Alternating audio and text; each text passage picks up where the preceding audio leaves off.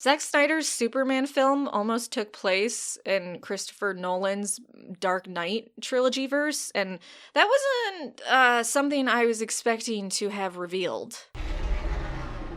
So yeah, let's start with that. Zack Snyder shared that his Superman movie was maybe going to take place in the Dark Knight trilogy. So this is what he said on that. It was not 100% off the table. We did talk about it a little bit. The whole thing is that I think that it's difficult, and it would have been interesting. If we had done that, the Batman in this movie would have been Joseph Gordon-Levitt, which could have been cool. I like that his thing doesn't get muddied by these other projects.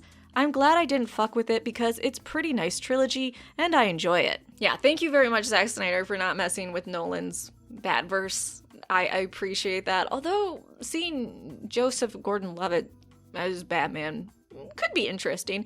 I'd prefer him to just stay as Robin, but, you know, or the implication he was gonna be a Robin. I talked last month how a Joker 2 is happening, a Joker sequel, and Todd Phillips has now signed on for writing the sequel. I know we don't necessarily need it, but I want it, so I'm gonna allow it. I know I have zero power in this. Director of Shazam 2, Fury of the Gods, David Sandberg, shared a photo of Shazam Cam, and also confirmed yes, they have been filming for days, and yes, it is true we're getting updated superhero costumes for the Shazam family.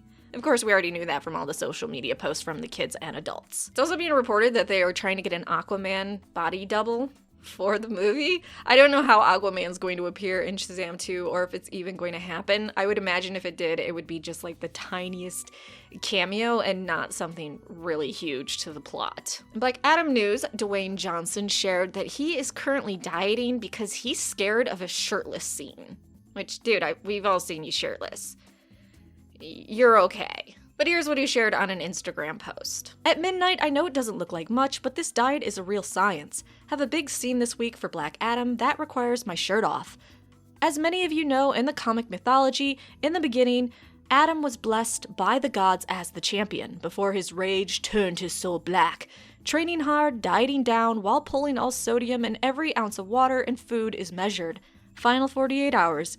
Here we go. Look, I know it's their job, and I completely understand that, but can we stop making men go through dangerous lengths to look ripped in movies? It's really harmful for their bodies, and also harmful to men watching the movies. Like, just calm it down a little bit. Just dial it back. Again, I know it's their job, but that doesn't mean you have to continue shitty practices. Interestingly, and please don't give me false hope, we're being told by people that are working on Black Adam, including a producer, that we might see Dwayne Johnson as this character in future projects. So, yes, please? And I hope it's just not a sequel to the movie, but he pops up in other movies. Because, oh, what kind of movie would he pop up in? I'm sure none of us have any ideas. The Flash movie is going to give us different looks at Barry Allen's abilities and the Speed Force, and I'm excited. Not that I don't like what they did in Justice League, but them tweaking with it and making it a bit different is neat in my book. So here's what a VFX supervisor said on the Flash movie. It's funny because that was always in the story. We shot that way back in 2016. It was something that I don't know what it was, the mood of the studio at the time. They just didn't get it, to be honest. They were just like, I don't understand this. And maybe it was the previous nature of it, or the post-Viz nature, or whatever, but it was one of the first things they threw out after they pulled Zack off the movie, sadly. I'm really happy with the work that Brian did on it, because Brian hadn't had a chance to touch that scene before, so this was all brand new to him. I'd lived with it for years, and the spec for it never changed, and I had some early post-Viz versions of it that I could show him. I really like the depth and scope that he gave to those big ideas that are in that imagery. I would love for Barry to spend time traveling in the Speed Force and just fucking with timelines, as Barrys tend to do. I'm okay, again, with how they portrayed the Speed Force and all that and his abilities in Justice League, but if they want to tweak it more, I'm also on board. And if anyone complains, this is what you have to say to them. And this is what DC comic book fans have been saying forever. Anytime you need to explain something that seems off about the Flash, Speed Force. Why? Speed Force. How? Speed Force.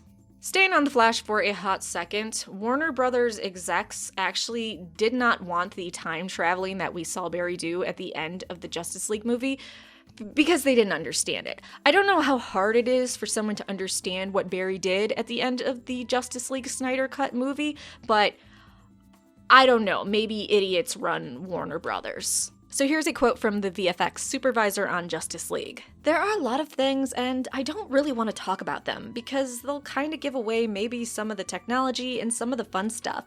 I would just say that the directors got some really interesting concepts of ways to extend the look and the vibe of the Barry Allen Flash, the Ezra Miller Flash, the Zack Snyder Flash, that we kind of gave you a taste of in Justice League and kind of goes on from there. And I really don't want to say anything because, you know, Brian and his team have been doing a lot of conceptual R&D to get a lot of these concepts and things nailed down really successfully, I might add. I think Brian can back me up on this. Some of the ideas are super strange and very intriguing because of that. I don't understand how you didn't get Barry ran back so fast to turn back time to save the Justice League members. You can't be that stupid and an executive of such a big company, right? Lastly, on the Flash movie, right now they are filming scenes for Gotham. And the Peacemaker HBO Max TV series starring John Cena, who apparently people are just dogpiling on. It's a bit crazy. But Adrian Chase, Vigilante, has been recast from Chris Conrad to Freddie Stroma because of creative differences. My only guess is the creative differences were he didn't think his wife and children in the movie were murdered brutally enough, so he had to walk away. The Suicide Squad has more images for the movie, and I am so pumped. Absolutely. I love to say this every video because it always triggers someone. I like the first Suicide Squad movie, and the second one is just gonna blow that out of the water. So first, we have members looking like they're undercover in a shady club, and I just have to say I absolutely hate every image where Polka Dot Man isn't in his cute-ass outfit. Also, we got a shit ton of comic book art covers for the movie, and I love them all, but I love the ones with the Polka Dot Man more.